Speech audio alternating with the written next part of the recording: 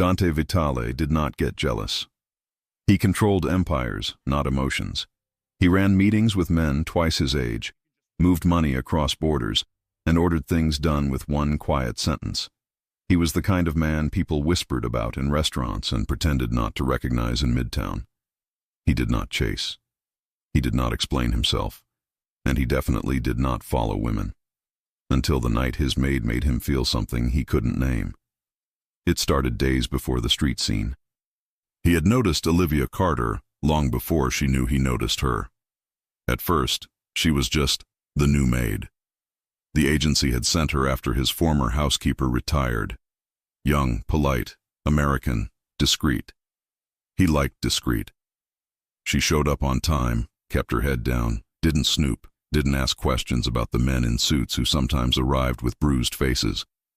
But then she kept doing something unusual. She smiled, at the doorman, at the cook, at the security guys. She thanked the driver when she borrowed the service elevator. She laughed with the gardener about the size of Dante's ridiculous indoor plants. She never laughed with him. Around other people, she was light. Around him, she was professional. That irritated him. One afternoon, he was on a call, standing in the glass office on the second floor of the penthouse, when he heard it again. Her laugh, not loud, but honest. He glanced down. She was in the living room, talking to one of the younger security guards who was installing a new camera. She said something. The guard laughed too, and she brushed a strand of hair behind her ear. Dante's eyes darkened. "Boss?" the voice on the phone asked. "Nothing," he said, pulling his attention back. But from that moment, he started tracking her in small ways. What time she arrived, what time she left, what she wore. He even noticed on Wednesdays she left a little faster, like she had somewhere to be. He didn't like that he was noticing. So when Wednesday came again and she slipped out the service entrance at 8:12 p.m., coat on, hair in a loose ponytail, he was already in the SUV across the street. Luca sat in the back, scrolling through messages. "You want me to send someone to trail her?" "No," Dante said, watching Olivia turn the corner. "I'll go." Luca looked up, amused. "Since when do you?" "Since I said I'll go." Outside, the city was damp and buzzing, the streetlights reflecting on the wet asphalt. Olivia walked like someone used to doing things alone, fast, alert, but not paranoid. She stopped under a flickering streetlight, checked her phone, and looked around. Then he appeared, a tall guy in a hoodie and jeans, a backpack over one shoulder, grin wide. He waved at her. She waved back. And then, Dante felt his chest pull tight. She ran the last few steps to hug him. Something snapped. "Who the hell is that?" Dante muttered under his breath. Luca leaned forward from the back seat. Maybe a date. That was the wrong answer. The door of the SUV swung open. Dante crossed the street with long, furious strides, black coat moving like a shadow around him. "Olivia!" His voice cut through the air. She jumped, turning around. "Mr. Vitale?" The other guy looked confused. "Liv, who is he?" Dante demanded, eyes locked on her. Not the man, on her. "You leave my building and meet some man on the street at night?" People glanced over. The scene didn't match. A powerful, dangerously handsome man in an expensive coat confronting a maid and some random guy on a New York sidewalk. Olivia's brows pulled together. What? "You could have been followed," Dante went on, as if that explained why he was there. "You didn't tell security. You didn't tell me. You just walk out and meet some—" "Okay, hold on," the guy said, lifting a hand. "Why are you talking to her like—" "Because she works for me," Dante snapped, "and I don't like surprises." Olivia stared at him, and then her eyes widened with realization. Oh no, he thought. She pressed her lips together to keep from laughing, but it was useless. "Mr. Vitale, this is my brother." Silence. Dante stilled. "What?" The guy, tall, freckled, not even her type, grinned and stuck out a hand Dante did not take. "Ryan Carter, her brother. I came to walk her home. You must be the intense boss." Olivia burst out laughing. It came out bright and genuine, the kind of laugh Dante had wanted to pull out of her, but not like this. You followed me? She asked between laughs. You actually followed me because you thought I was on a date? Dante felt heat crawl up his neck, an emotion he hadn't felt since he was 15. I misread the situation. Ryan shrugged. Happens, man. No, Dante said sharply. It doesn't. Olivia wiped at her eyes. Well, it happened tonight. Behind him across the street, Luca was flat out laughing in the SUV. Dante cleared his throat, trying to regain an ounce of dignity. It was a security concern. Sure, Olivia said, still smiling. You were very concerned. I apologize, he said, clipped. He looked her brother over. Harmless. Civilian. Not a threat. Which made his reaction even more ridiculous. It won't happen again. He turned and walked away before she could say anything else. The night swallowed him back up, but Olivia's laughter followed him all the way to the car. Luca opened the door, smirking. So, brother, shut up. You want me to run his name? He's her brother. Yeah, but you didn't know that before you stormed the sidewalk like a jealous Luca. Okay. They drove off, but Dante didn't relax. He stared out at the city, jaw tight. Why had it bothered him so much? He'd had women, beautiful, expensive, ambitious women. None of them had made him get out of a car in the rain to interrogate them on the sidewalk. Olivia cleaned his house. She made coffee. She asked where to stock the towels. So why the hell did it feel like someone had tried to take something that was his? The next morning, the penthouse was quiet. Floor-to-ceiling windows let in cold November light over marble floors and dark furniture. The city hummed far below. Olivia arrived at 8:01 a.m., sharp, like always. Ponytail, simple makeup, black flats. As if she hadn't watched her Mafia boss employer have a jealous meltdown in public the night before. Good morning, Mr. Vitale, she said as she stepped in. He was already there. Usually he left early. Meetings, warehouses, restaurants that were covers for other things. Today he was in the living room, suit jacket off, white shirt open at the collar, a file in hand he clearly wasn't reading. His eyes went straight to her. Morning. You're in, she said, pretending to be surprised. Early. Had business, he lied. Olivia went to the kitchen, set her bag down, washed her hands. She could feel his eyes on her. She bit back a smile. About last night, he started. She turned, leaning on the counter. No, please, let me remember it exactly as it was. His brow lifted. As what? As the night Dante Vitale, king of the New York underworld, almost arrested my brother because I dared to have a life. The corner of his mouth twitched. You enjoy this too much. A little, she admitted. You should have seen your face. He took a few steps toward her, slow, unhurried, all control again. You're lucky I don't fire you. You won't. Why not? Because I'm good at what I do. And because you weren't mad I was out. You were mad you didn't know who I was with. Silence. She'd hit it. Dante's eyes darkened. That was the thing about power. It was easy to command entire rooms, but much harder to control one woman who saw through you.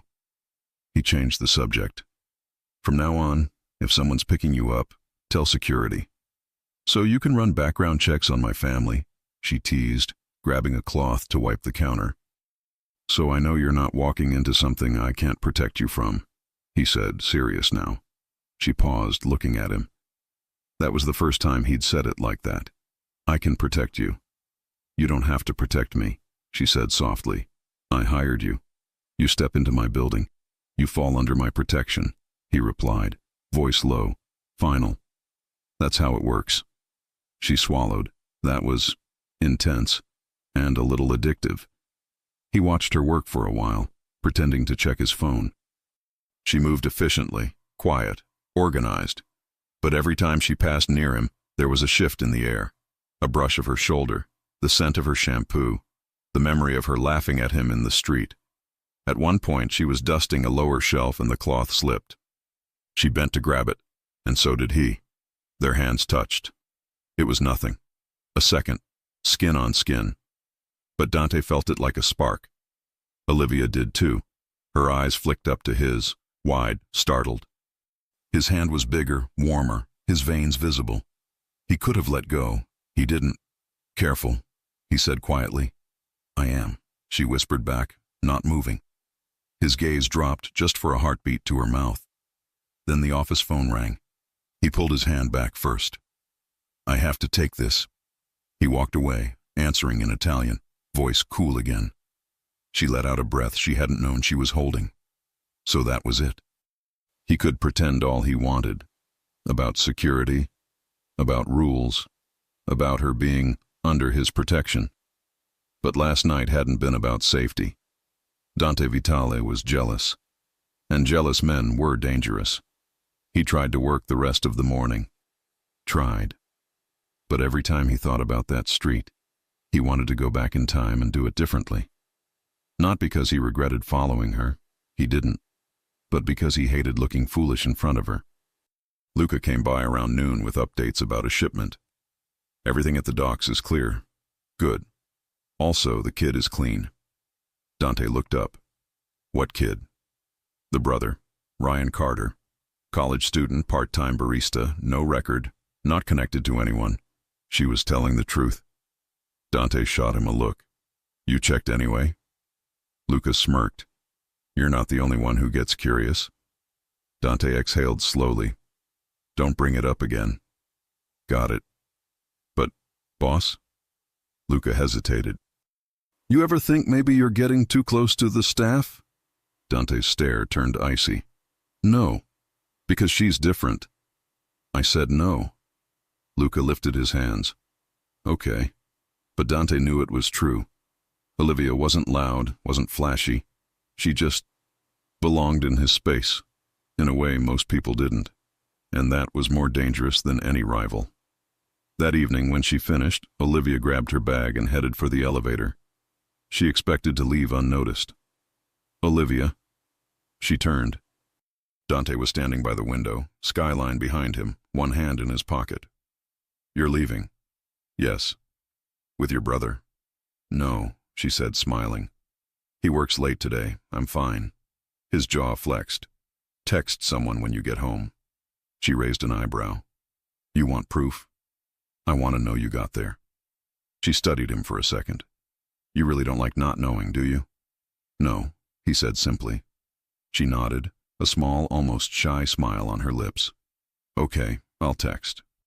She stepped into the elevator. He watched the doors close on her. He told himself that was enough, that he didn't need to follow her again. Then she walked out onto the street below, hair loose this time, coat open, city wind playing with the fabric, and something inside him clenched. This wasn't over, not by a long shot. What happens when a mafia boss decides a woman who works for him is now someone he wants near him, always? Dante Vitale had spent his life mastering control, of business, of violence, of men. But control meant nothing when the person you wanted to command didn't even realize she held it. He had told himself that the feeling would fade after a night of sleep. It didn't. If anything, it grew worse the next morning when he found Olivia in his penthouse again, humming softly, while she changed the sheets in the guest room like nothing in the world was wrong. He stood in the hallway for a full minute, watching her tuck the sheets with that calm, unhurried precision. The same woman who'd laughed at him in the street now moved around his home as if she hadn't just cracked the armor of the most feared man in New York. "Mr. Vitale," she said without looking up. "Are you going to stare all morning, or do you want the bed done?" He blinked once, stepping inside. "Do you always talk to your boss like that?" "Only the ones who follow me home," she said, keeping her voice even. That answer should have irritated him. Instead, it almost made him smile. He crossed the room slowly, stopping beside the bed. "You're brave." "Not brave," she said, meeting his eyes. "Just not scared of men who make mistakes." His jaw tightened. "You think that was a mistake? What else would you call it?" He didn't answer. Because the truth was, following her hadn't felt like a mistake. It had felt like instinct. Dangerous, uncontrollable instinct. He watched her smooth the pillowcase, her sleeves rolled up to her elbows. The scent of soap and something sweet filled the air. He could almost feel the heat coming off her skin. He should have stepped back, Instead, he reached for the corner of the sheet, helping her tuck it in. Her hand brushed his again, just a second, and the air between them changed. Neither spoke. They both felt it. She pulled away first. "I can handle it." "I know," he said quietly. Later that afternoon, Luca dropped by with paperwork. Dante barely listened. His eyes kept drifting toward the sound of Olivia moving around the kitchen, opening drawers, humming to herself. When Luca finally caught his expression, he smirked. "You sure you want her working this close to you?" Dante didn't look away. "She's staff." "Right. Staff that makes you forget what I just said about the shipment." Dante turned slowly. "You enjoy breathing, Luca?" Luca lifted his hands, grinning. "Just saying. You've got that look." "What look?" "The one you get right before you make a problem personal." "Get out." Luca left laughing. Dante leaned back in his chair, running a hand through his hair. Personal. That word stuck. Because it was personal now. Too personal. When evening fell, Olivia was still there. She usually left by 8, but she'd stayed late to finish the laundry. He found her in the laundry room downstairs, folding towels under warm yellow light. Her hair was slightly messy, a few strands falling from her ponytail. There was a tiny streak of detergent on her wrist. "You're still here," he said from the doorway. She jumped, almost dropping a towel. "Jesus, you move like a ghost. Bad habit." He leaned against the frame. "You should have gone home hours ago." "It's raining. I'm waiting for it to stop. You have a driver." "I'm not wasting a driver on weather," she said, eyes still on the towels. "You probably pay them by the hour." He took a slow step closer. "You always argue with your employer about logistics?" "Only when they sneak up on me in laundry rooms." He chuckled quietly. "Point taken." She looked up then, really looked. And for a second, the world went quiet. He wasn't the cold boss in a suit. He was just a man standing too close, sleeves rolled up, hair slightly undone from running his hands through it, eyes darker than they should be. "Thank you for checking," she said softly. "But I'm fine." "I know you are." He paused. "That's what worries me." "What does that even mean?" He hesitated. "It means I can't decide if I want you safe because you work for me, or because you make it impossible to think straight when you're not." The words left his mouth before he could stop them. Olivia froze. "Mr. Vitale." "Dante," he said quietly. She blinked. "Excuse me?" "When we're not in front of anyone else, call me Dante." Her heartbeat kicked. "I don't think that's appropriate." "Probably not." He didn't move, but the air between them thickened. Rain pattered against the windows. The faint hum of the dryer filled the silence. He reached out and brushed the streak of detergent from her wrist with his thumb. Slow, deliberate. Her breath caught. "You missed a spot," he said. She swallowed hard. "You shouldn't." "I know." He stepped back, forcing space between them. "You'll catch a cold waiting for the rain to stop. Let me have the driver take you." "Fine," she whispered. As they walked to the elevator, his hand brushed the small of her back, guiding her forward. Not possessive, protective. But her body didn't know the difference. Neither did his. The next morning, the atmosphere in the penthouse felt different. He was calmer on the surface, but the calm was fragile. Olivia moved around with quiet focus, pretending not to notice the way his eyes followed her every time she entered a room. At one point, she climbed a stepladder to dust a high shelf. He looked up from his laptop, distracted by the sight of her reaching, shirt riding up just enough to reveal the edge of her waist. He told himself to look away. He didn't. "Need help?" he asked, voice lower than he meant. She startled slightly, glanced down, then smiled. "I think I can handle a duster." He stood anyway, coming closer, steadying the ladder with one hand. "Just in case." Her eyes met his from above, something teasing there. "You don't like not being in control, do you?" "No," he said honestly. She laughed softly. "At least you admit it." He looked up at her for a moment longer than he should have. "Careful up there." She climbed down slowly, and when she reached the bottom, they were face to face, close enough that she could see the faint stubble on his jaw, close enough to smell his cologne. Neither moved. She whispered, "Thank you." His hand brushed her arm as he stepped aside. "Anytime." That afternoon, an unexpected visitor arrived. One of Dante's men with bad news about a shipment in Jersey. As Dante spoke with him in his office, Olivia entered quietly to drop a folder she'd found on the counter.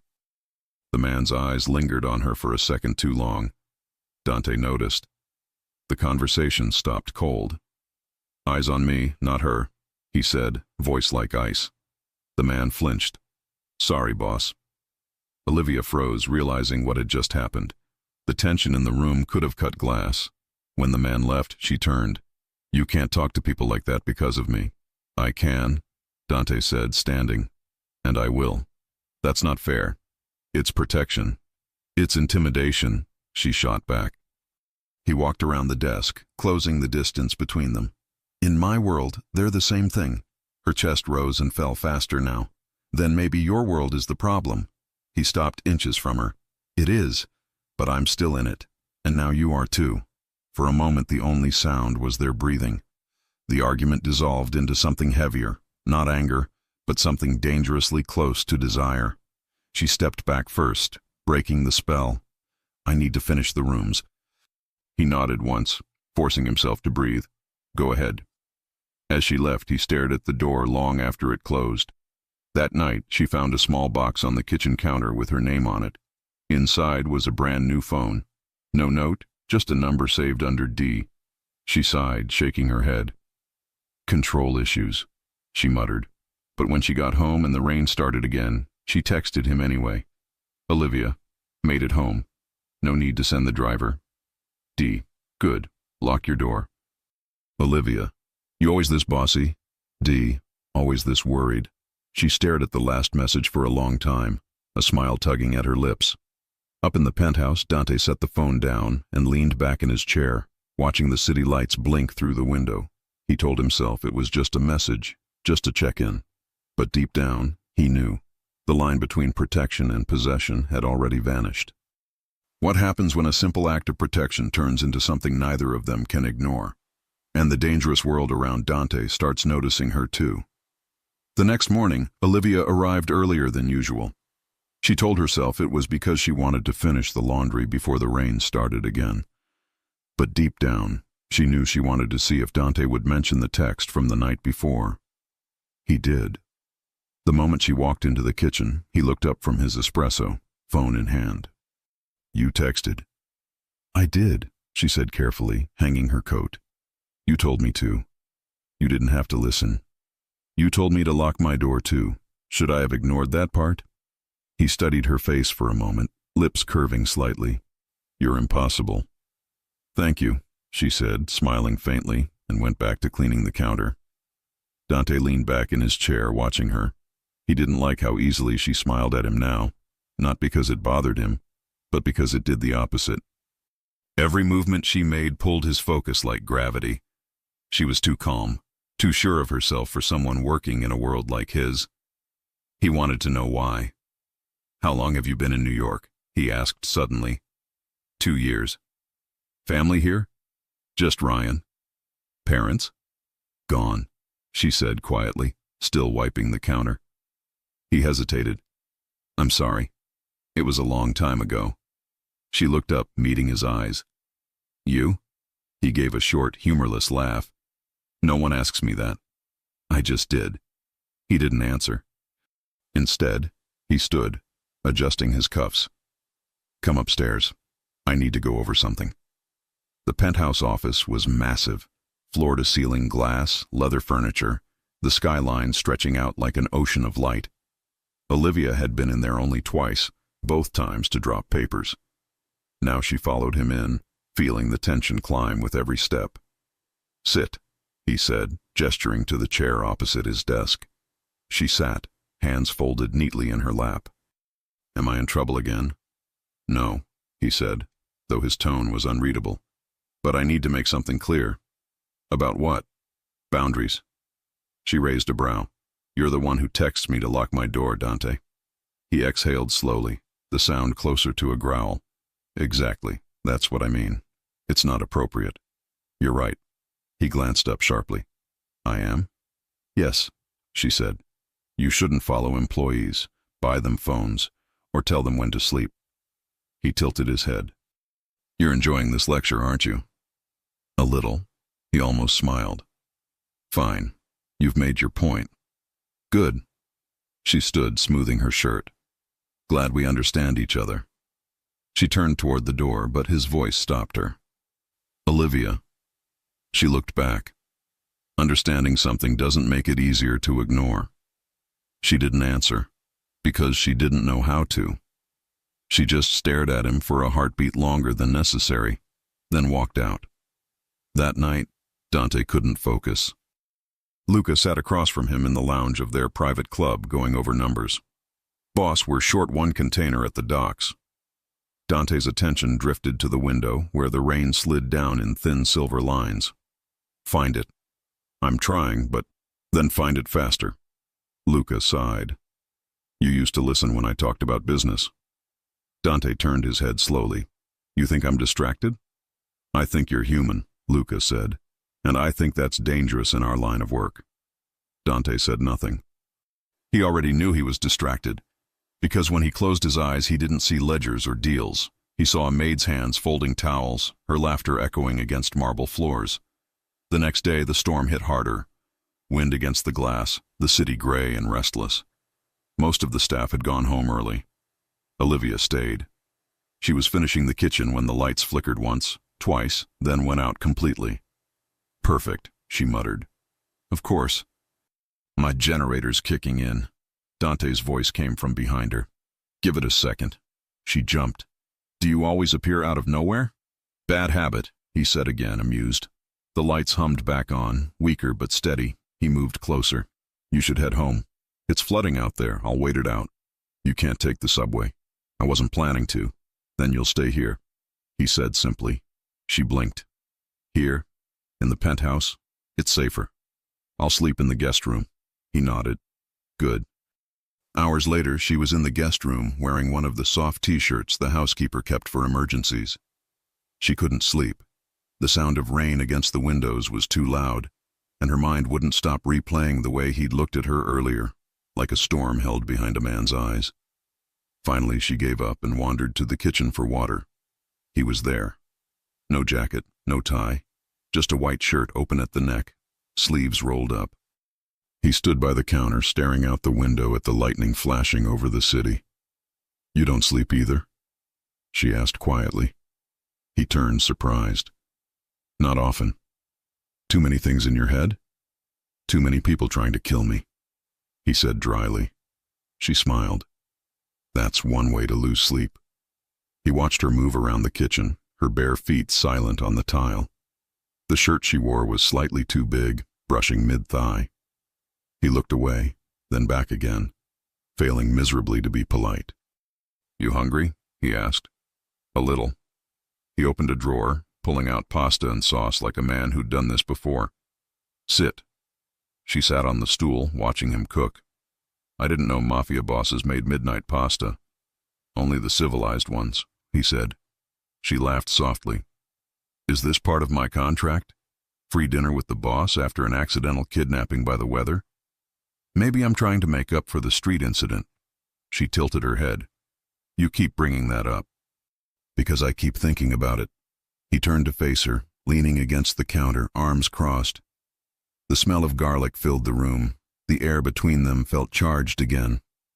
Olivia, he said quietly, you make this place different. How? I don't know, he admitted. It's quieter when you're not here. Too quiet. Her throat tightened. Dante? He cut her off gently. You don't have to say anything. Lightning flashed, illuminating the sharp lines of his face, the shadow of stubble on his jaw, the scar near his temple. He looked like every dangerous thing she should run from, and yet she didn't move. He came closer, slow, deliberate, stopping inches away. Tell me to stop, he murmured. She didn't. He reached up, brushing a damp strand of hair from her cheek. His hand lingered, tracing the edge of her jaw. Her breath hitched. The world outside roared, but inside there was only that touch.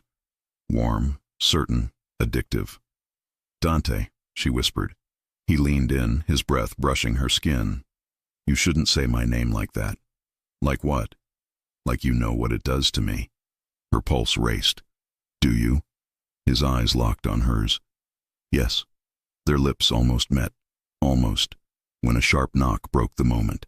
"Boss!" Luca's voice called from the hall. "We've got a problem." Dante's jaw clenched. "Of course we do." He stepped back, the heat instantly replaced by cold control. "Stay here." She nodded, still breathless, as he walked out. Through the open door she heard fragments of Luca's words. Docks, missing shipment, DeLuca's men seen near the pier. When Dante came back minutes later, his entire posture had changed.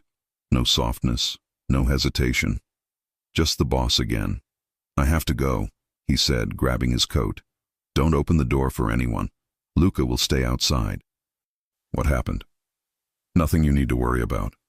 "Dante," he paused, hand on the door. "Go back to bed."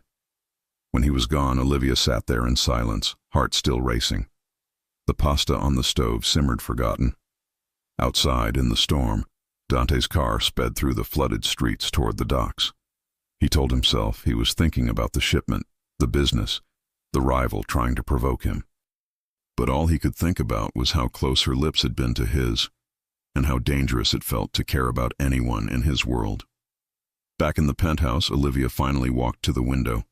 The city below was alive with thunder, but her reflection in the glass looked calm. Maybe too calm for someone who'd just realized she wanted the one man she couldn't have. She touched her fingers to the glass, whispering to herself, "What are you doing?" She didn't have an answer. Hours later, around 3 a.m., the elevator opened. Dante returned, soaked, tired, shirt half undone, knuckles bruised. He froze when he saw her waiting in the hallway. "You're supposed to be asleep," he said, voice rough. "I couldn't." Her eyes went to his hands. "You're bleeding." "It's nothing." She stepped closer, taking his wrist gently. "Sit." He didn't argue. For once, he let someone take care of him. She cleaned the cut, her hands trembling slightly. "Does this happen a lot?" she asked softly. "Often enough." "You should stop." "I can't." "Because of the business?" He looked at her, really looked. "Because this is who I am." She pressed a towel to his hand, eyes glistening. "Then promise me you'll at least be careful." He gave a half smile. "You care? Don't make me regret it." He laughed quietly, low in his chest. Too late. For a moment it was quiet again. The storm had eased outside, leaving only the hum of the city. She kept her hand on his, and neither moved. When she finally looked up, their eyes met, and that was all it took. Every line they'd drawn, every rule they'd tried to follow, vanished. He leaned forward, brushing his lips against hers. It was soft, almost cautious at first, then deeper, hungrier. She tasted rain and danger, and something that felt like truth. When he finally pulled back, he rested his forehead against hers. "You shouldn't be here." "I know, but I'm not sending you away." What happens when the world that made Dante dangerous finally finds out he has someone, to lose? Olivia woke up in the guest room of a Mafia boss's penthouse knowing one thing for sure. After last night, nothing would ever be just work again. She hadn't meant for it to happen. She hadn't planned to kiss him. She definitely hadn't planned to patch up his hand at 3 a.m. while he sat there, shirt undone, wet from the rain, and looking at her like she was the only quiet thing in his world. But she had, and he had kissed her back. Fully.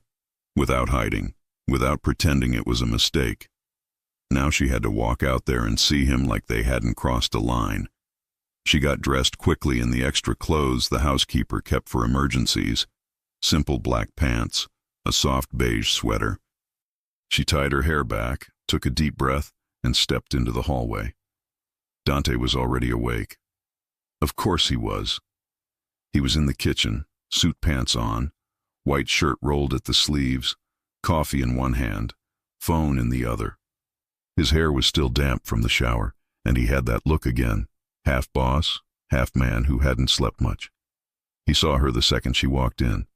Something flickered in his eyes. "Morning," he said. "Morning," she replied, pretending to be casual, pretending she hadn't wanted to kiss him again the second she opened her eyes. He watched her go to the sink, wash her hands, start preparing breakfast like any other day, like she was still the maid, like he hadn't held her face in his hands hours ago. "You don't have to work today," he said suddenly. She looked over her shoulder. "I work here. That's what I do." "You were up half the night. So were you. That's different." "How?" she asked, turning fully now. "Because you run an empire and I run a dishwasher." His jaw clenched.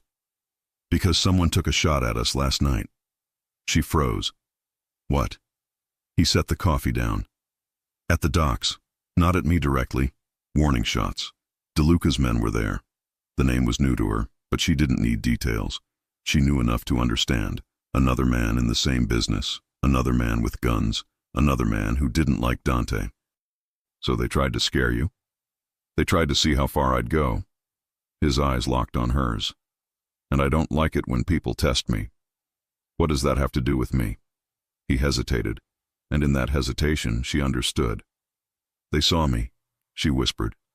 "Not clearly, but they saw someone in the penthouse. Someone I cared enough to keep there." Her stomach dropped. "Dante, this is why I told you to tell security when you meet people. This is why I follow when something doesn't make sense. This is why I don't like surprises. You think they'll come after me?" "I think," he said slowly, "that when a man like DeLuca wants leverage, he looks for whatever you're trying to protect." She swallowed. "And you're trying to protect me?" "Yes." His answer was immediate, firm. No embarrassment this time, no pretending. He said it like a fact. She looked down at the countertop, fingers tracing the marble. "I didn't ask for that." "I know. I just took a job." "I know." "I didn't know you'd want you," he finished for her, voice low. "Neither did I." Silence stretched between them. He stepped closer, resting his hands on the counter, crowding her in but not quite touching. "So now we adjust." "How?" "You stay here until I say it's clear." Her head snapped up. "Here, as in, live here? Temporarily. Dante, I can't just move into your penthouse because a guy you hate saw a light on." "You can," he said, "because you already stayed once. Because I know they were at the docks. Because I am not letting anyone get near you to make a point to me." She stared at him.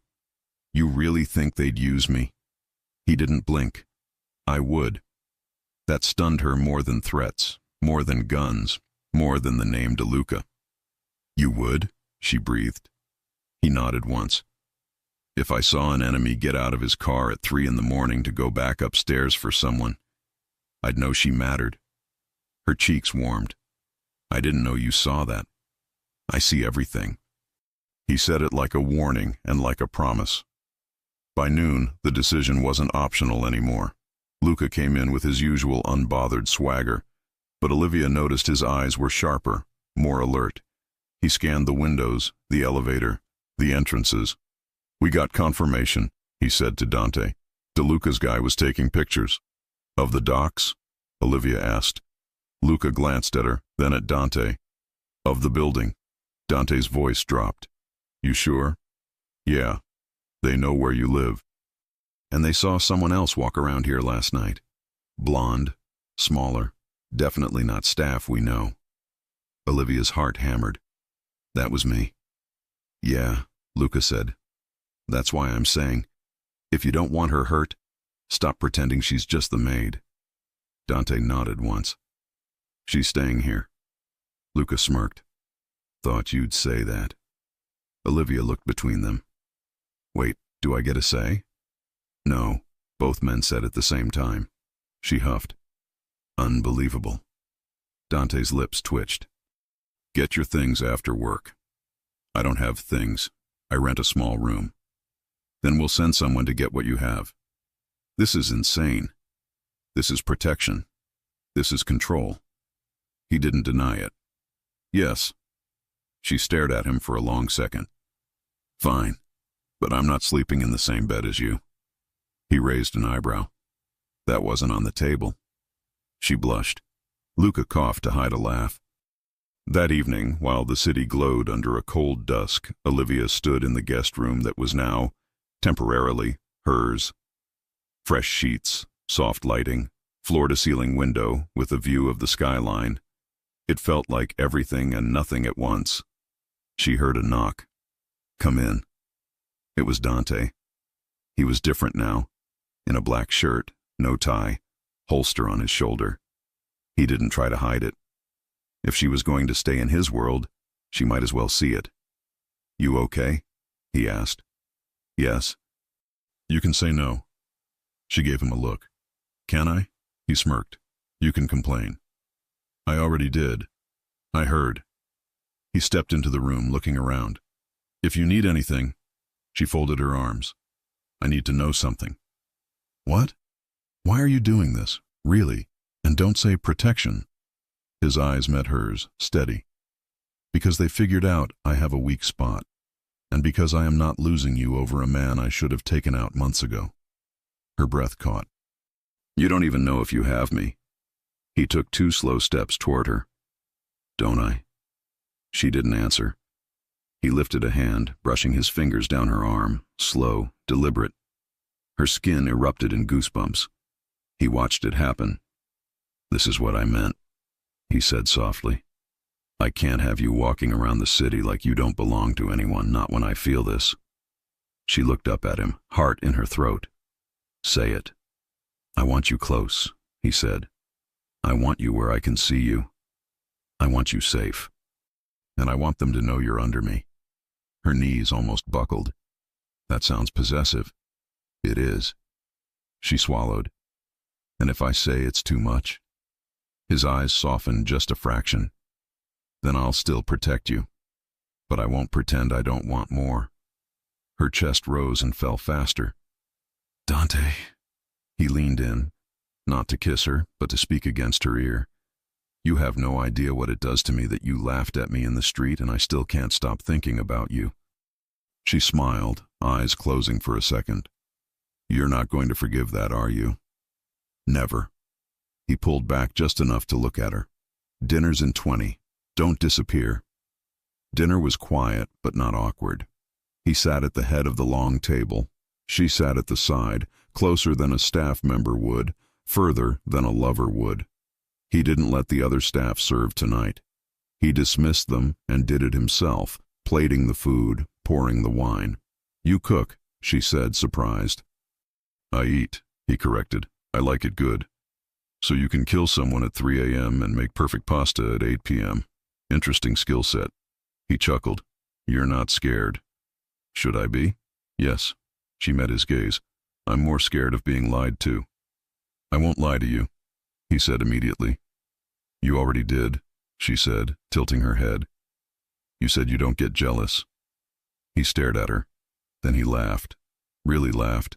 That low, rare sound that made him look younger. "Okay. That one I lied about." They ate. They talked about normal things. Ryan's classes, her first job, the first time he got in trouble as a teenager. She learned he grew up in Brooklyn, that his father was old school, that violence had been in his life long before he chose it. "You don't regret it?" she asked. "No. Not even now." He held her gaze. Not even now. That answer should have scared her. Instead, it just made him look honest. Later, she was in the kitchen rinsing plates when she felt him behind her. She didn't have to turn. She knew his presence now.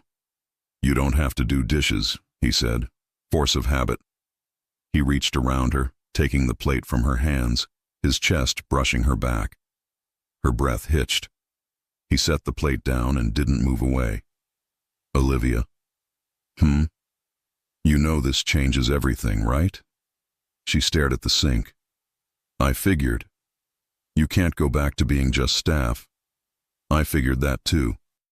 His hand slid slowly from the counter to her waist, fingers pressing lightly over the fabric of her sweater. Not grabbing, not rushing, just claiming. She closed her eyes. "You're not scared," he murmured. "I am," she whispered. "Not of you." of the mess. I'll handle the mess. You can't control everything. He bent, lips near her ear. Watch me. She almost turned to kiss him then. Almost, but a sharp buzz sounded on his phone. He checked it and the softness vanished from his face. What is it? She asked. He was already in boss mode again. They moved. Who? DeLuca's guys. They were near your old building. Her blood ran cold. What? They were looking for you, he said, eyes on hers. They asked the landlord if you still lived there. She felt her legs weaken. How did they? Because I let you go there alone for too long, he said, furious at himself. That's over. I don't live there anymore, she said quickly. Your men picked up my things. They don't know that yet, he said. So we're going to make sure they never get close enough to find out. She nodded, heart pounding. Okay. He cupped her face suddenly, his thumb tracing her cheek. Look at me. She did. They will not touch you, he said, each word slow and lethal.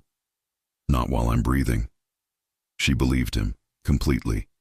That night, the penthouse was quieter than usual.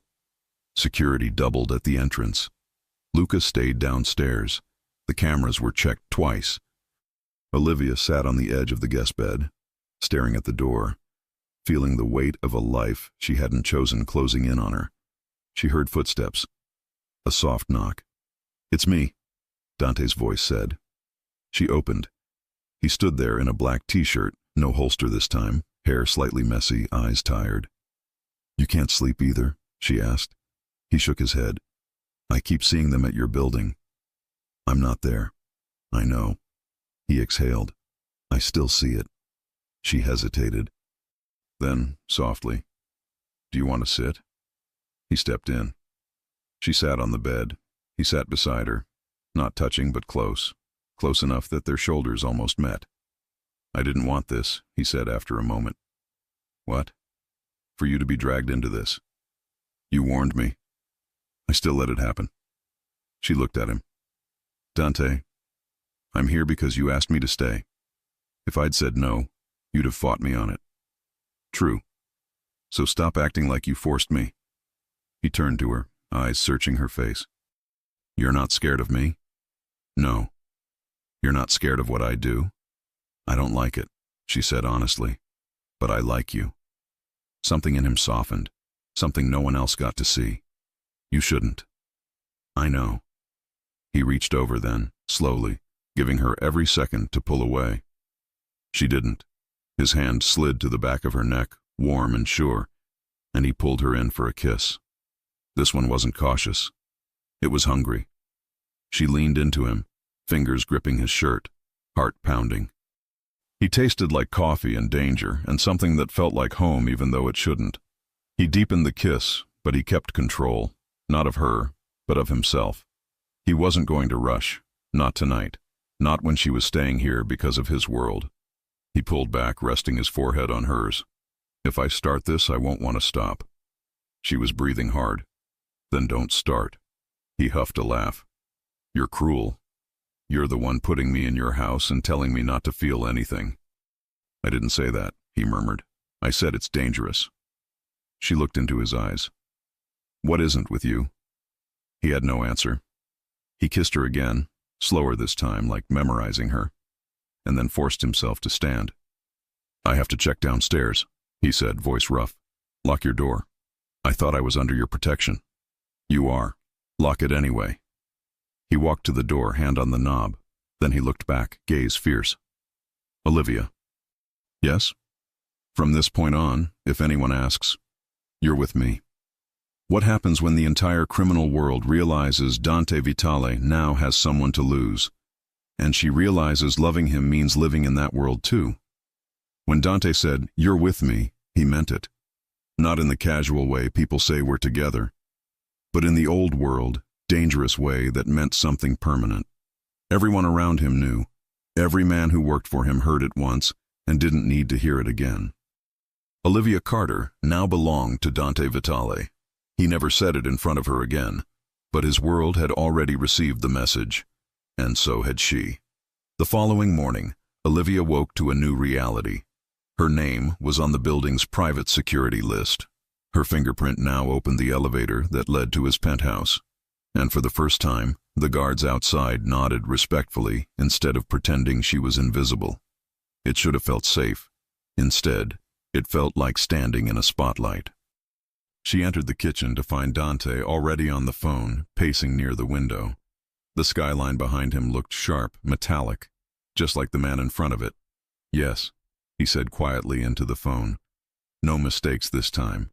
If DeLuca moves again, I want eyes before he breathes." He hung up and finally looked at her. His face softened instantly. "Morning." "Morning," she said, pouring herself coffee. "Planning another war?" "Preventing one." She arched a brow. "That's comforting." He smirked. "You slept?" "Barely. I told you you'd get used to it. I don't think anyone should get used to men with guns outside the door. That's because you didn't grow up with them." She looked at him for a long second. "Is that what this is for you? Normal? Necessary?" She didn't push further. She'd learned that Dante only gave answers in pieces, fragments of truth wrapped in silence. The day unfolded strangely domestic. He worked from home, taking calls in Italian that sounded like poetry and threats mixed together. She cleaned what was already spotless just to keep busy. At one point, he looked up from his papers and said, "You don't have to keep doing that." "I like keeping my hands busy," she replied. He studied her for a beat, then went back to his work. But an hour later, she noticed a small tray of fruit and espresso sitting on the counter beside her. He hadn't said a word, just left it there. It was the kind of quiet care that didn't need explaining.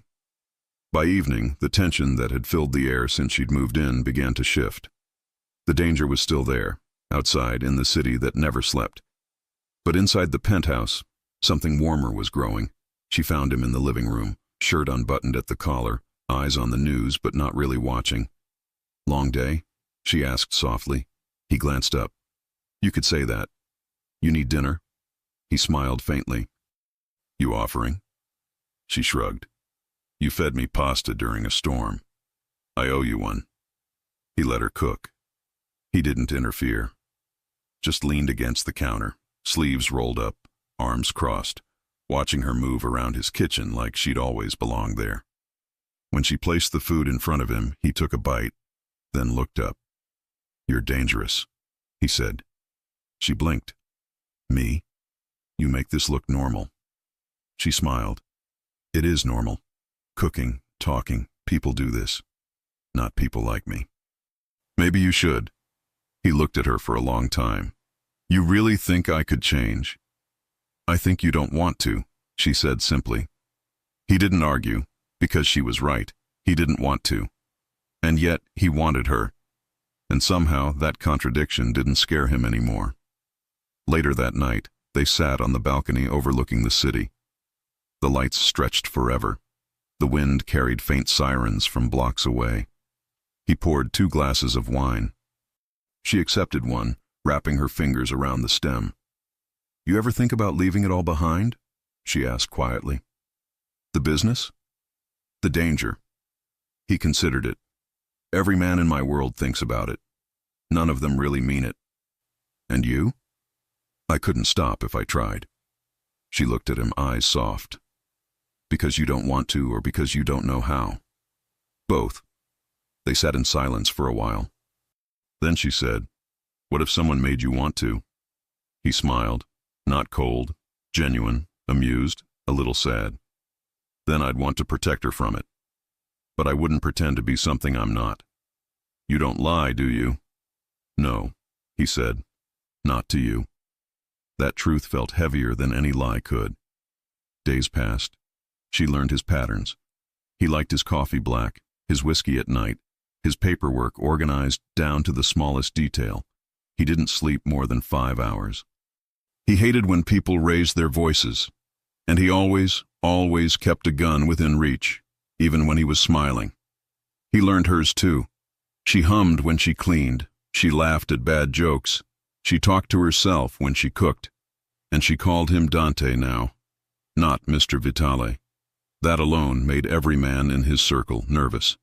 No one else dared say his first name. One afternoon, Luca showed up as usual, uninvited and too relaxed. "Boss," he said, walking in with a folder. "We got a lead on DeLuca's men." Olivia glanced up from the kitchen. "Coffee?" Luca grinned. "You're spoiling us, Liv." Dante's head snapped up. "What did you call her?" Luca froze. Nothing, boss." Olivia hid a smile. When Luca left, Dante said, "He's lucky he's my friend." She laughed. "He's harmless. He's loud. You're jealous." He looked at her sharply, then shook his head. "You think I don't notice how people look at you? They're just being polite. Not polite enough." She crossed her arms. "You can't control everyone." He stepped close, voice dropping. "No, but I can make them afraid to try." Her heart kicked faster. "You realize how crazy that sounds?" "Yes." "And you're okay with that?" "Yes." "Why?" "Because it's the only way to keep you safe." She stared at him for a long second. "You really believe that?" "I know it." And maybe, she thought, that was what made him who he was. A man who equated love with protection, control with care. It was twisted, but it was real. That night he took her somewhere new. He didn't say where they were going, just told her to wear something nice. The car stopped in front of a quiet Italian restaurant downtown. Not one of his flashy spots, but something older, warmer, full of candlelight and low jazz. "This is yours," she realized as they stepped inside. He nodded. "One of them." The staff greeted him with respect, not fear, but reverence. A table waited in the corner, private and set for two. He held her chair. "This doesn't feel like your world," she said softly. "It's the part I don't show most people."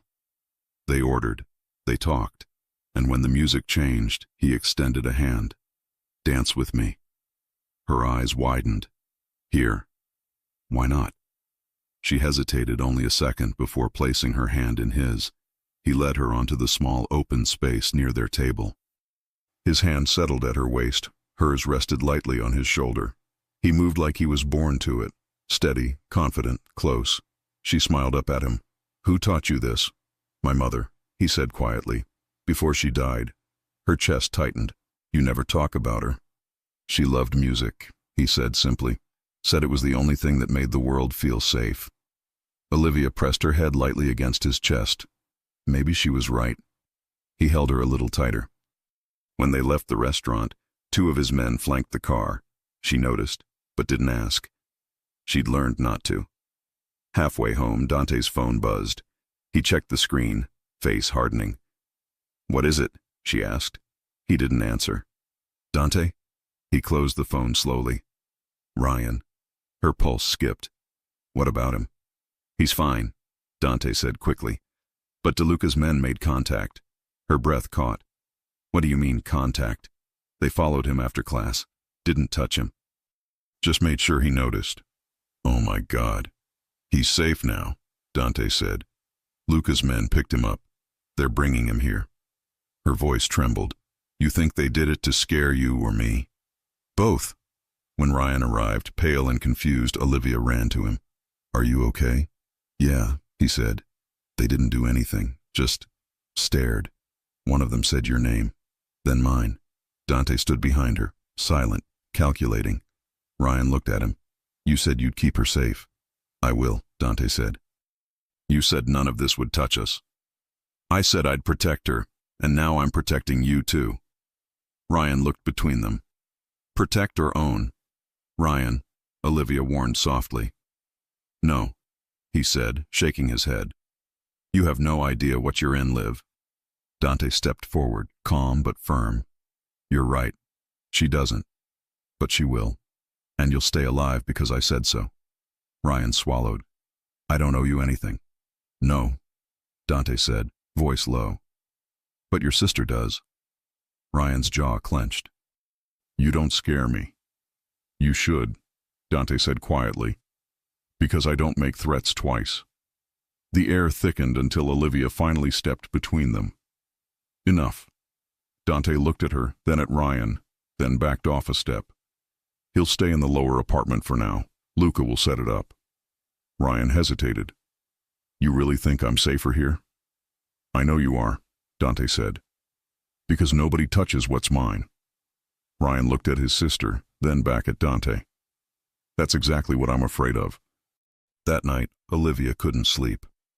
She lay in bed staring at the ceiling, hearing every distant sound of the city, every echo of Ryan's voice. Dante knocked once, then stepped inside quietly. You awake? She sat up. You shouldn't be here. Neither should you, he said. But we are. He crossed to her, sat on the edge of the bed, close but not touching. I meant what I said. He's safe. I know. You're angry. I'm tired, she said, of pretending this isn't bigger than me. It is bigger than you, he said softly. It's bigger than me too. Then why don't you stop? He looked at her for a long moment. Because this is all I know. She exhaled shakily. And if I asked you to walk away? He shook his head. You wouldn't. Why not? Because you already know who I am, and you kissed me anyway. Her throat tightened. That doesn't mean I'm okay with this. It means you see me, he said quietly, and no one ever has. She looked at him, the man everyone feared, sitting there like he'd finally let someone in. And she realized she wasn't just living in his world anymore. She was part of it. He reached for her hand. Whatever happens next, you stay close to me. I always do, she whispered. He leaned in and kissed her, deep and certain, the kind of kiss that felt like both a promise and a warning. When DeLuca decides to strike back, Dante must face the cost of loving someone outside the Mafia, and Olivia will finally see just how far he's willing to go to protect what's his. It happened on a Tuesday. Nothing about the day said danger. The sky was clear, the city was noisy. Dante was in his office going over shipments, and Olivia was making lunch like this was a normal home and not the headquarters of a man other criminals watched from a distance. Ryan was in the lower apartment, trying to pretend he wasn't under protection. He'd argued, complained, said he didn't want to be part of this.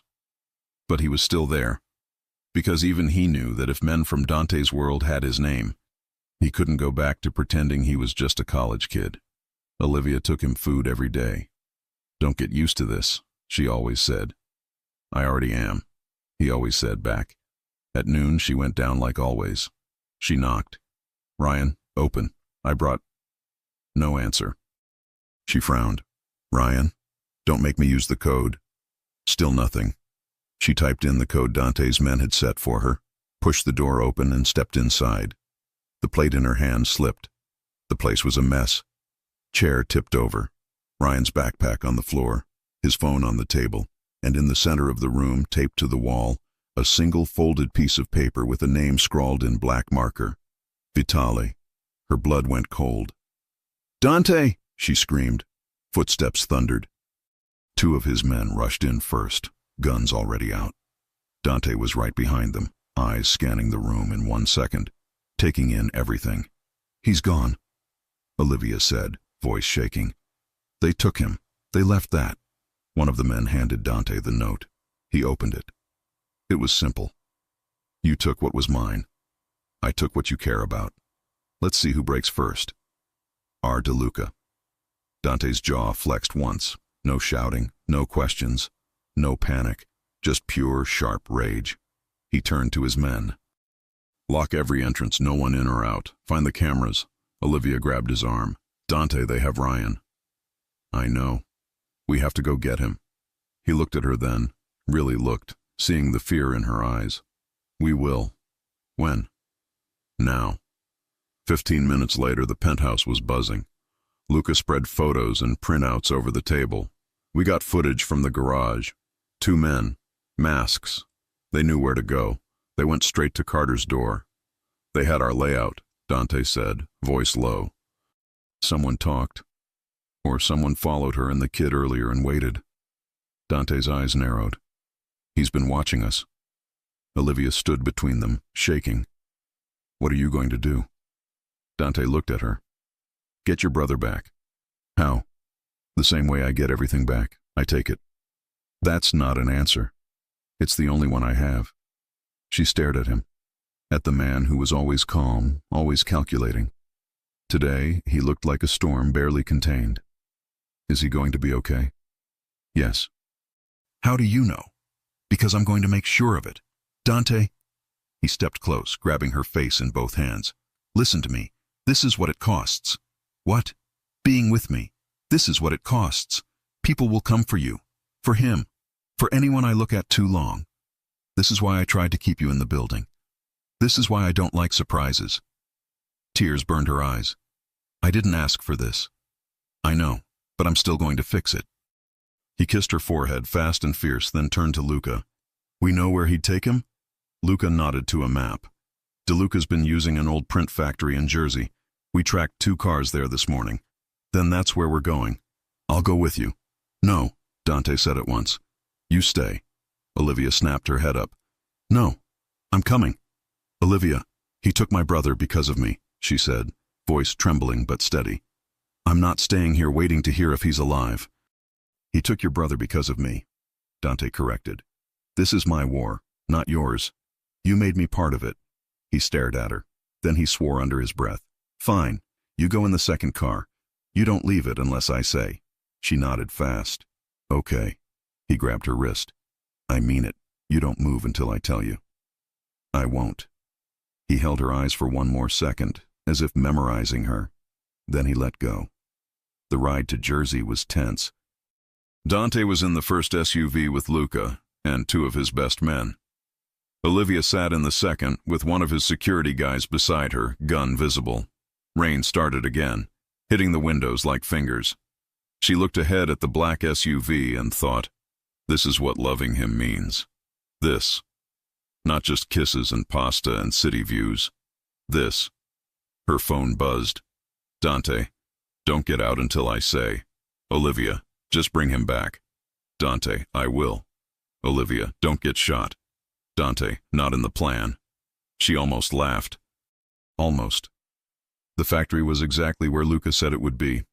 A wide, abandoned brick building near the water, chain-link fences, broken windows. Classic place for a message. Dante's SUV stopped first. He got out, coat open, gun already in his hand. Olivia watched from the back car, heart in her throat.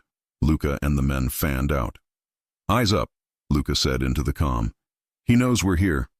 Dante walked forward, calm as if he owned the building. DeLuca, he shouted. You wanted me here. I'm here. A voice echoed from inside. You brought friends. You took something of mine, Dante called back. I don't play alone when people do that. Oh, she is something, isn't she? DeLuca's voice was mocking, slick. Pretty little maid. Didn't think you were the type, Vitale. Dante's grip tightened. You touch her, I burn your entire operation. Relax, DeLuca said. I didn't take the girl, yet. I took the brother, to show you how easy it is. Olivia clawed at the door handle, but the guard beside her shook his head. Boss said stay. She could see inside from where she sat, not clearly, but enough. A chair, a figure. Ryan, hands tied, mouth taped but alive, her eyes filled. Dante stepped into the doorway, but not too far. He knew better than to walk into a trap. Let him go, he said. You hurt my people. I hurt yours, DeLuca said, stepping into view. Mid-40s, dark coat, smirk that said he liked this. You thought you could steal my men, my territory, my shipments, and I wouldn't respond? You sent men after a woman, Dante said. That's weak. I sent men after your weakness, DeLuca replied. Big difference. You want me? Dante said. I'm here. Let him go. DeLuca laughed. You think I don't see what's happening? You think I don't see you going soft? Bringing a civilian into your house? Letting everyone see it. Since when does Dante Vitale bring home a maid? That was when Dante decided DeLuca wasn't walking away. You shouldn't have said her name, Dante said quietly. What, Olivia? DeLuca taunted. That her name? Maybe I should have taken. The shot rang out before he finished. Dante didn't aim for the head. He aimed for the shoulder, enough to drop him, not enough to kill him yet. DeLuca shouted, falling back. His men moved. Dante's men moved faster. Bullets exploded through the empty factory. Stay down, the guard barked to Olivia. As she ducked in the car, hands over her head, she saw flashes, heard shouts, felt the car shake. It was over fast. Dante never wasted time in firefights. Two of DeLuca's men down, one ran. Luca went after him. Dante moved straight for Ryan. He ripped the tape off his mouth. "You okay?" Ryan coughed. "I am now." Dante cut his hands free. "Get up." Ryan staggered. "Where's Liv?" "Outside." Ryan's face broke with relief. They rushed out together. The second Olivia saw her brother, she bolted from the car, ignoring the guard, ignoring Dante's order, and ran straight to him. "Ryan!" she cried, throwing her arms around him. "Are you hurt? Did they hurt you?" "I'm fine," he said, hugging her tight. "I'm fine." He came. She looked at Dante over Ryan's shoulder. He was standing there, gun still in his hand, chest rising and falling, eyes only on her. He'd risked a war for a boy who wasn't his. For her. She mouthed, "Thank you." He nodded once. Later, back at the penthouse, after the doctor checked Ryan and Luca made sure DeLuca had been handled for the night, Dante finally let himself breathe. Olivia found him in his office, staring out at the city again. "You okay?" she asked. He didn't turn. "You didn't listen." "I know. I told you to stay in the car." "I know." He turned now, eyes blazing. "You could have gotten shot. You could have gotten shot. I'm used to it." "I'm not," she said, voice shaking now that it was over. "I'm not used to seeing you walk into a building with a gun and no fear. I'm not used to you risking your life because of me." He walked around the desk, coming close. "That's what this is, Olivia. That's what being with me looks like. You wanted to be part of it." "I wanted you," she said. "Not the guns. You can't separate them." "I know." He took a breath, then said it. The thing he hadn't planned to say. "I knew about you before you worked for me." She froze. "What?" He held her gaze. "You think an agency sends someone into my home and I don't check? I knew your name. I knew your brother. I knew you worked 2 jobs. I knew you never missed a payment. I knew you weren't connected to anyone." Her eyes burned.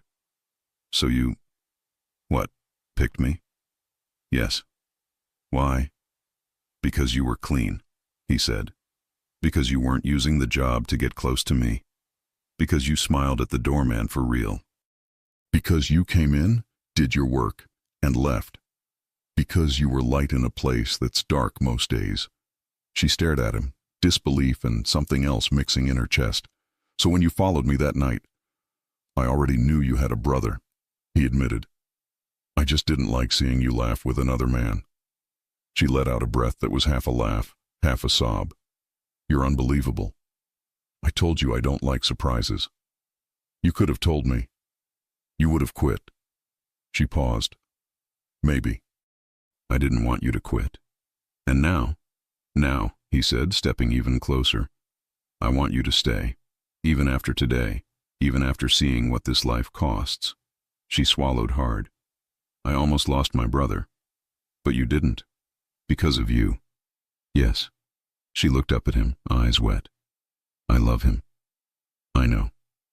I can't lose him." "You won't," he said. "Not while I'm here." She searched his face. "And you? Who protects you?" He almost smiled. "No one." She lifted a hand and touched his cheek. "I could." His eyes darkened. "That's not your job." "I don't care."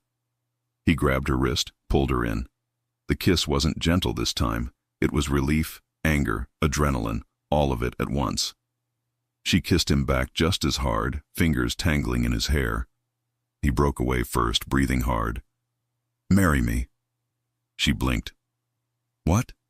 "Marry me," he repeated, like it was the easiest thing in the world. "You're already in my house.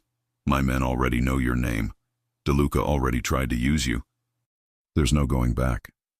Marry me." Her mouth opened. "Dante, you were in a shootout an hour ago." "I don't want to wait," he said. "I don't want to pretend you're just the maid. I don't want anyone thinking you're temporary. You're mine."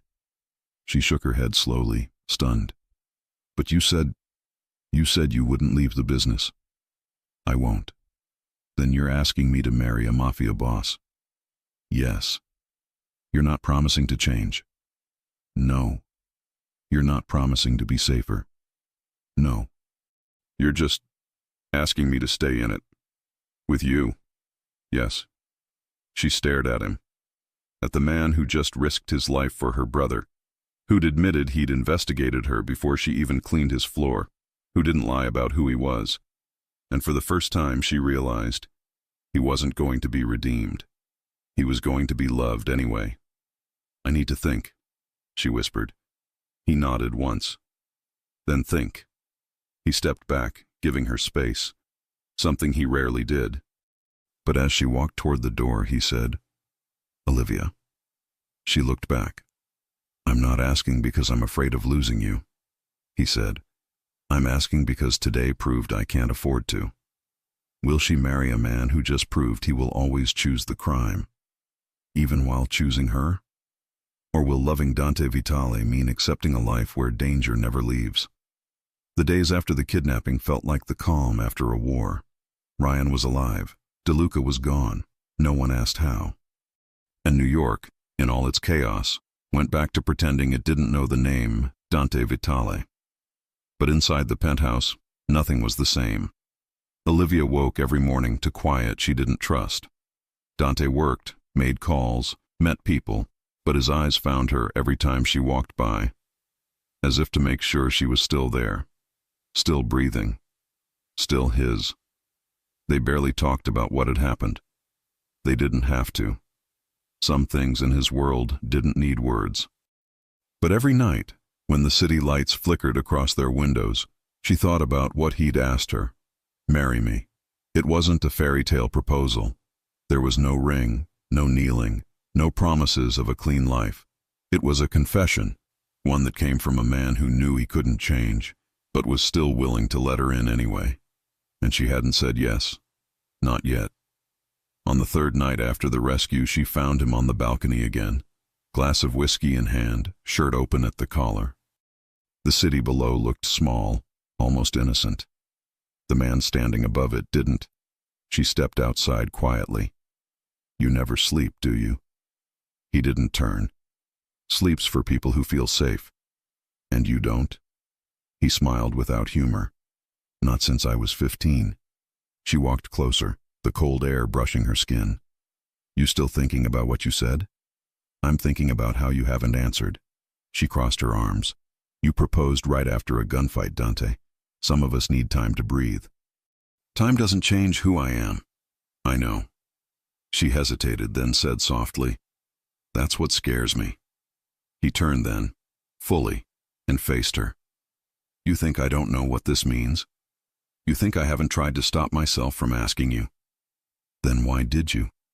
Because you make me feel human, he said simply.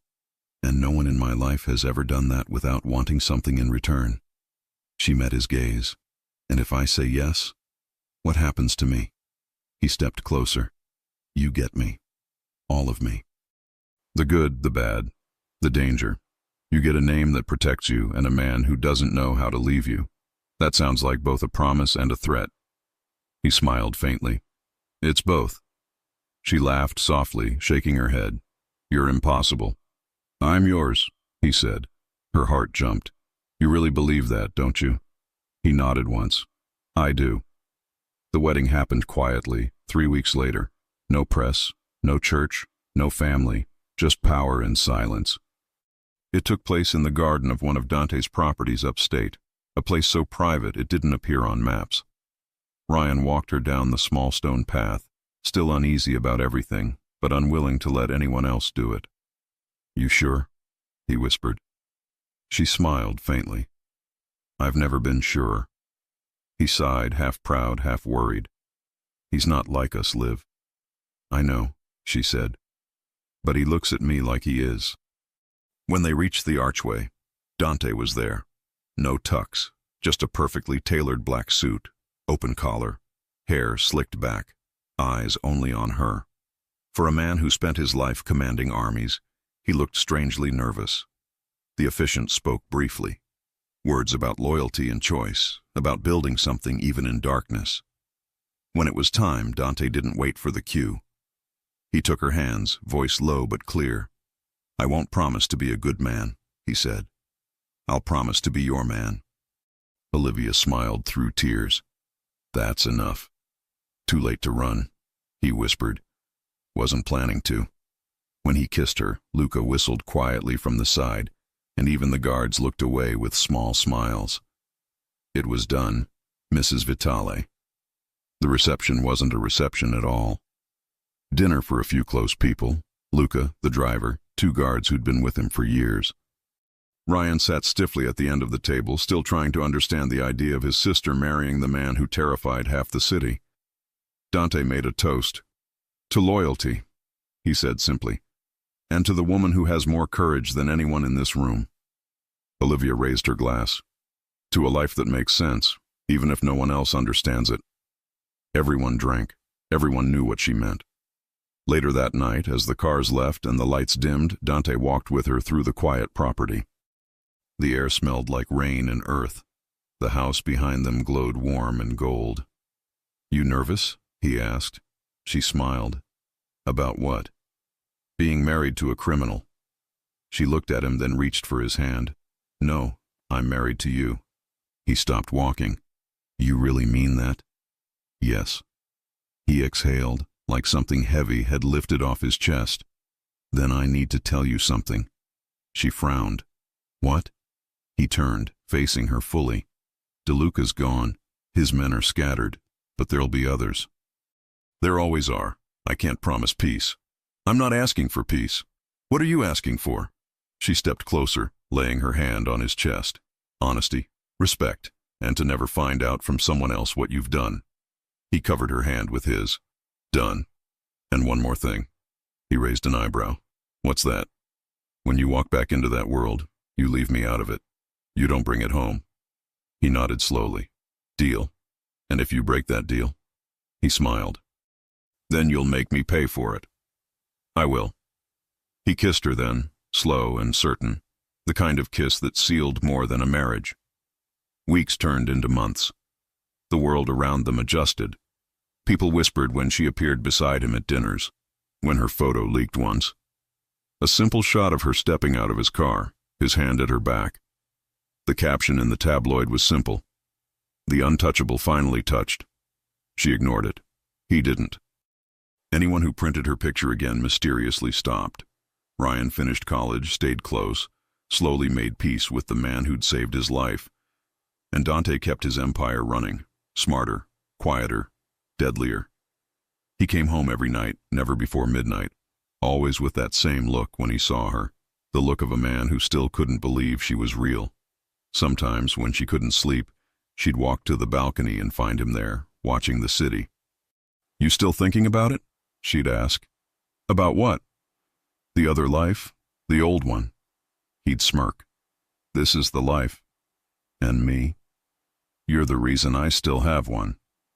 One evening, as the sun set in orange streaks across Manhattan, she joined him outside. He was in his usual place, whiskey, silence, the city at his feet. "Do you ever regret it?" she asked. He looked at her. "Marrying you?" "No," she said softly. "Letting me into your world." He thought for a long moment. "I don't regret what keeps me alive."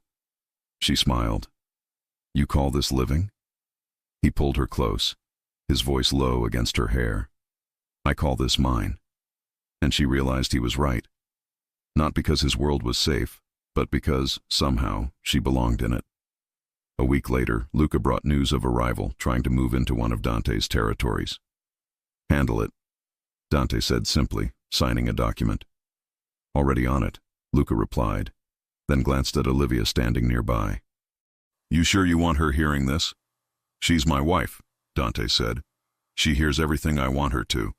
Olivia smiled faintly. "Relax, Luca, I'm not taking notes." Luca left, shaking his head. "You're going to make the boss soft, Mrs. Vitale." She laughed. "I think I already did." Dante looked up from his papers. "You think I'm soft?" She walked over, leaned against his desk. "Not soft. Human." He reached for her hand, pulling her closer. "Don't tell anyone." She grinned. Your secret's safe with me.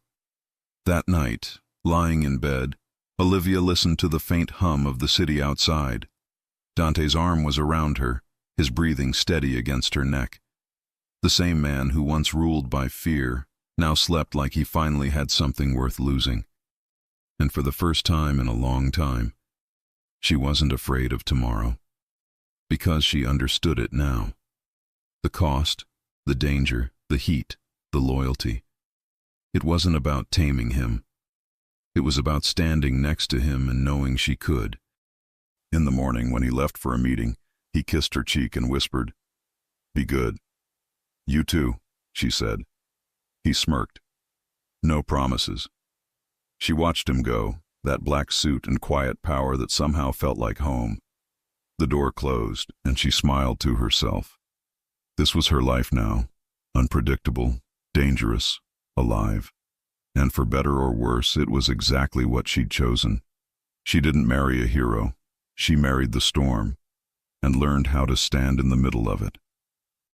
If you enjoy stories like this, take a moment to subscribe to the channel. That's how I'll know you truly liked it. Even if you're watching on your TV, grab a second to join this family of fans who love emotional and heartfelt stories. Your support means everything, and it helps us bring you even more tales like this one.